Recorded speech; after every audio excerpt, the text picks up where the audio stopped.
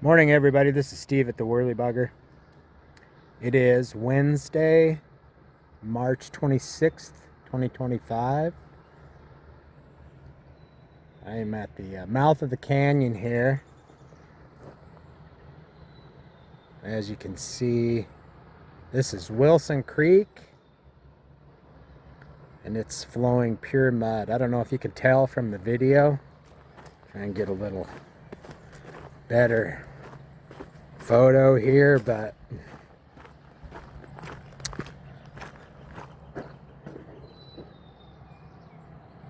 this is just one of the major tributaries that dumps into the Yakima. So last week fishing was very good. The Squalla hatch definitely on, but we also got 3 days of pretty heavy rainfall that touched in the valley in the upper county. And whenever that happens this time of year,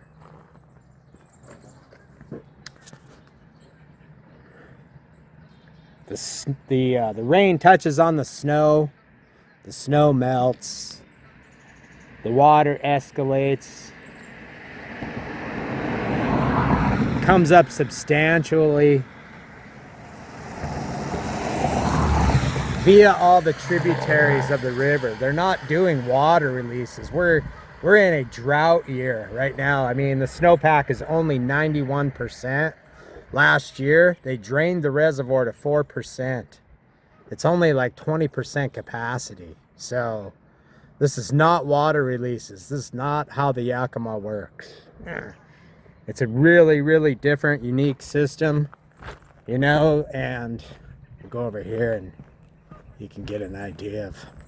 So Wilson Creek comes all the way through the valley, splits in a couple places through town,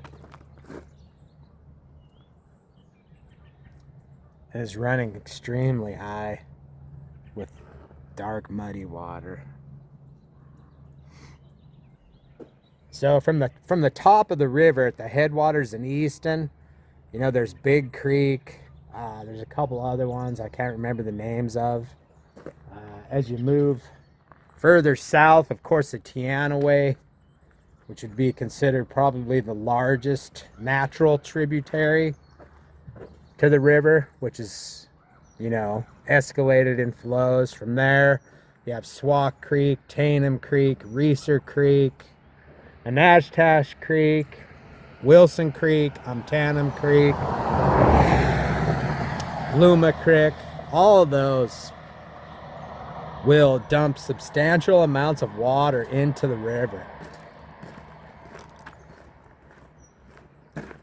When that happens, the river escalates and flows, goes up, and this is the natural characteristics of the river. So right now the river is high and muddy. We're also having nice warm days, you know, in the 70-degree range. So that's also going to cause some low-lying snow melt. Even at certain higher elevations is going to cause more snow to melt and come down via the tributaries. You can look and see, like, I mean, even the water that's pouring into the reservoirs is like over 3,000 cubic feet. So especially the Clay Elm Reservoir, the Clay Elm River in the upper county above the reservoir is a fairly tiny river, and it's running at over 3,000 cubic feet. So there's lots of water pouring into the reservoir, which is a good thing. It's going to help fill the reservoir and give us some adequate water for, you know, for summer and fall fishing. But again, you know, primarily the river is used for agricultural use. It's, you know, fishing is just a subsidiary of what happens, what goes on in the valley. So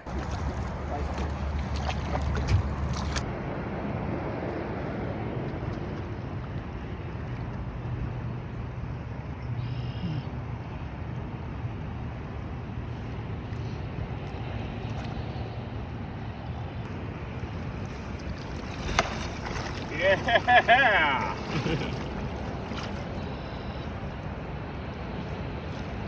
Best thing to do, like we always preach, is watch those flow charts. And you can see this little side channel coming in over here from the main stem. It's muddy too. It comes around and connects in with Wilson Creek down here. But the best thing to do is watch those flow charts and, you know, learn how to read them, pay attention to them. I mean, if you're gonna spend some time fishing and getting to know the river, it's really important, especially in the spring. You know, once we get through spring runoff, then the river is all naturally controlled by the reservoirs. So then we do have water releases. But they typically are pretty consistent releases. They're not up and down unless they're doing a salmon pulse, which is a whole nother issue. That it comes back very, very quickly. The Yakima, once it starts dropping, it settles very quickly. And the clarity returns. And you don't need, you know, 10 feet of visibility to fish the river, but it's hard to have confidence fishing in mud as well. So Upper River will, above the Teanaway, will come in first, and then as the Teanaway subsides, then waters below that will clear and become fishable. It's one of the reasons why we keep forging ahead with the Yakima River Access Committee. This is the road going into Ringer, probably the most used boat launch on the river. You can see how far the water goes back. Eventually we know that this water is going to push right through and destroy the boat launch when we have a really, really heavy snowpack year. So I started talking with another commissioner in November, and we've had several meetings about access, about improvements, and I would say right now it's pretty positive. Keep you posted. So here's the main stem of the river today, chugging right along.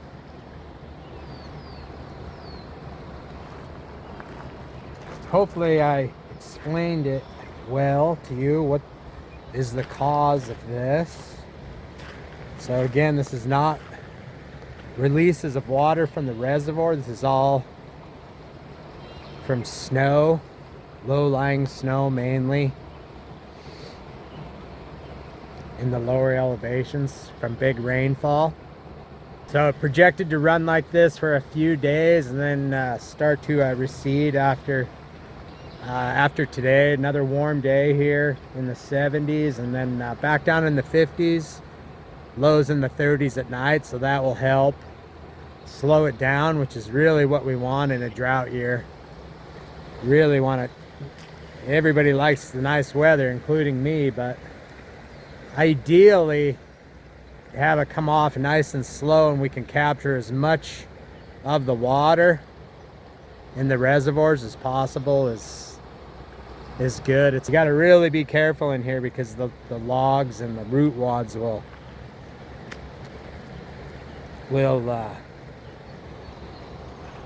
break loose and form all new blockages in here. So, and it'll also do it when the water starts dropping. You see it a lot in the fall when the river drops. Stuff moves around as well. So you got to be really careful in this section of river if you're planning on floating it in the next week or so once the river comes back in. But yeah, lots of debris floating. So the weekend fishing was good. The squalla hatch.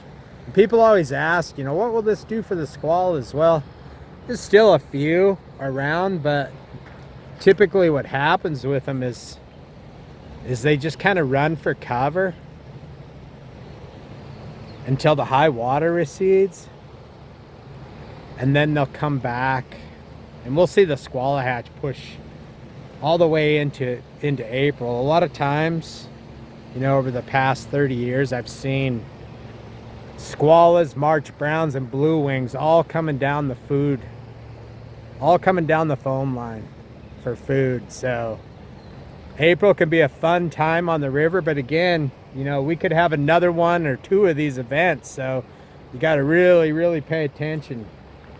You know, I had people in the store all day yesterday, you know, that came over expecting the river to be in good shape and found it looked like this. So it's kind of disappointing for them for sure, but you got to do your homework. You know, call the fly shops, you know, whoever it is that you follow, call them and ask them for the advice, you know, and what they think. Everybody's going to give you good advice and tell you, you know, what's going on the river. Unfortunately, this time of year, you know, if you do happen to come over and find these situations, there's other places that you can go and fish for the day. It's not a total loss. You can already see the day is sun shining, blue sky. It's going to be beautiful today. So if you have any questions, feel free to reach out to us. We're happy to help. And we'll be back to fishing on the river here in just a few days. So until then, everybody, have a good day.